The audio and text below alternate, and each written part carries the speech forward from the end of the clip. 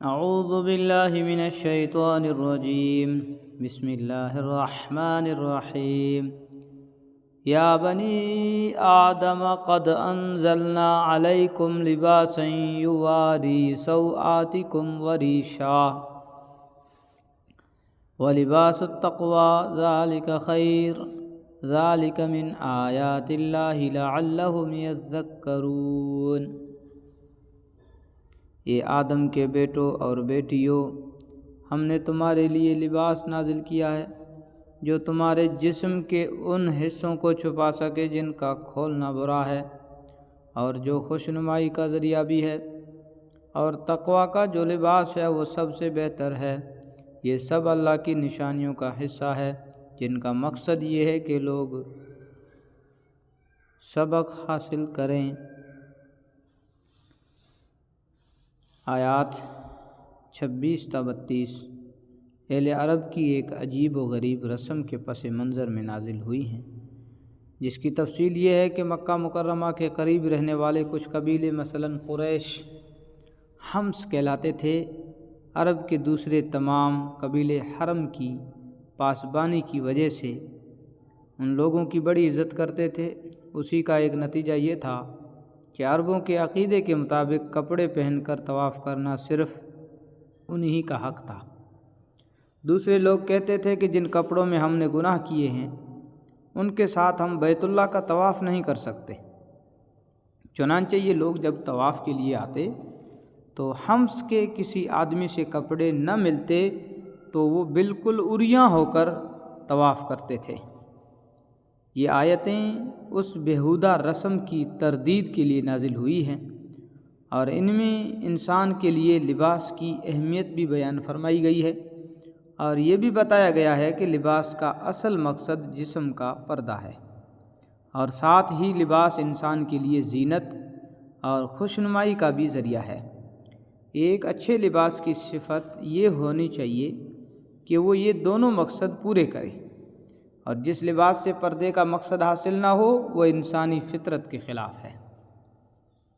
لباس کا ذکر آیا تو یہ حقیقت بھی واضح فرما دی گئی کہ جس طرح لباس انسان کے ظاہری جسم کی پردہ داری کرتا ہے، اسی طرح تقوی انسان کو گناہوں سے پاک رکھتا ہے اور اس کے ظاہر اور باطن دونوں کی حفاظت کرتا ہے، اور اس لحاظ سے تقوی کا لباس بہترین لباس ہے۔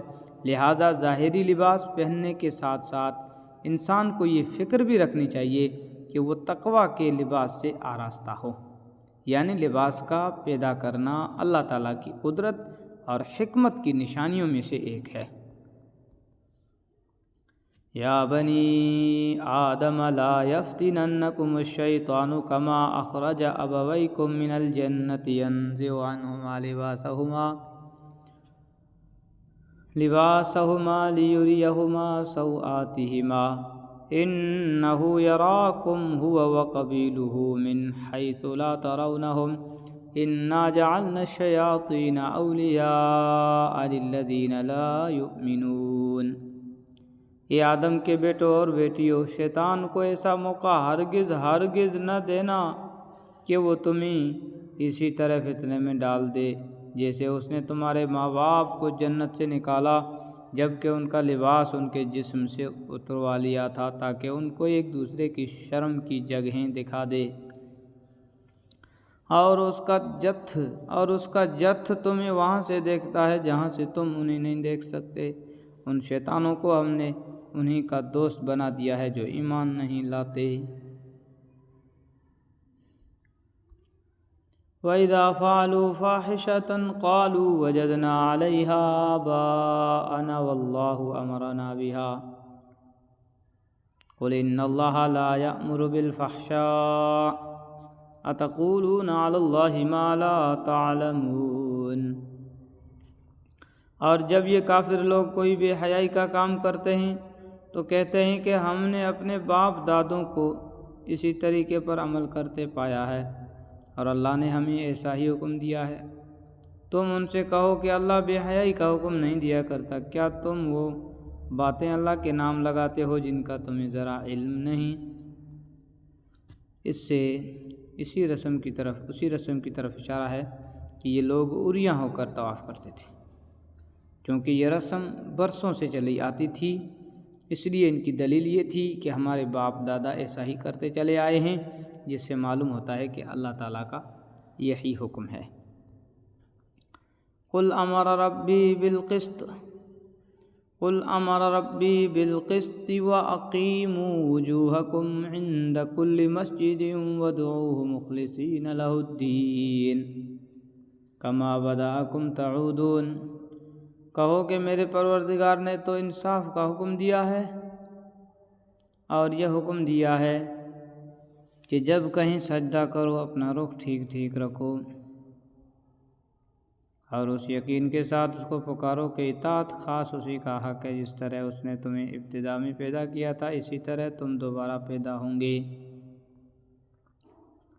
شاید مذکورہ بالا سیاق و سباق میں انصاف کا ذکر اس لیے بھی کیا گیا ہے کہ حمص کے لوگوں نے اپنی جو امتیازی خصوصیات طے کر رکھی تھی ان میں سے بعض انصاف کے تقاضوں کے بھی خلاف تھی، مثلا یہ بات کہ صرف وہی کپڑے پہن کر طواف کر سکتے ہیں، دوسرے لوگ نہیں۔ حالانکہ اگر دوسرے لوگ گناہ کر سکتے تھے تو یہ لوگ بھی تو گناہوں سے پاک تو نہیں تھے۔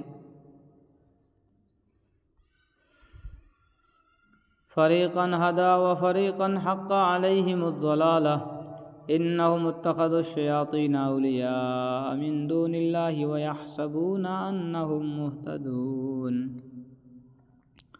تم میں سے ایک گروہ کو تو اللہ نے ہدایت تک پہنچا دیا ہے، اور ایک گروہ وہ ہے جس پر گمراہی مسلط ہو گئی ہے، کیونکہ ان لوگوں نے اللہ کے بجائے شیطانوں کو دوست بنا لیا ہے اور سمجھ یہ رہے ہیں کہ وہ سیدھے راستے پر ہیں۔ یا بنی آدم خذوا زینتکم عند کل مسجد وکلوا واشربوا ولا تسرفوا انہ لا یحب المسرفین۔ اے آدم کے بیٹوں اور بیٹیوں، جب کبھی مسجد میں آؤ تو اپنی خوش نمائی کا سامان یعنی لباس جسم پر لے کر آؤ، اور کھاؤ اور پیو اور فضول خرچی مت کرو۔ یاد رکھو اللہ فضول خرچ لوگوں کو پسند نہیں کرتا۔ صدق اللہ العظیم۔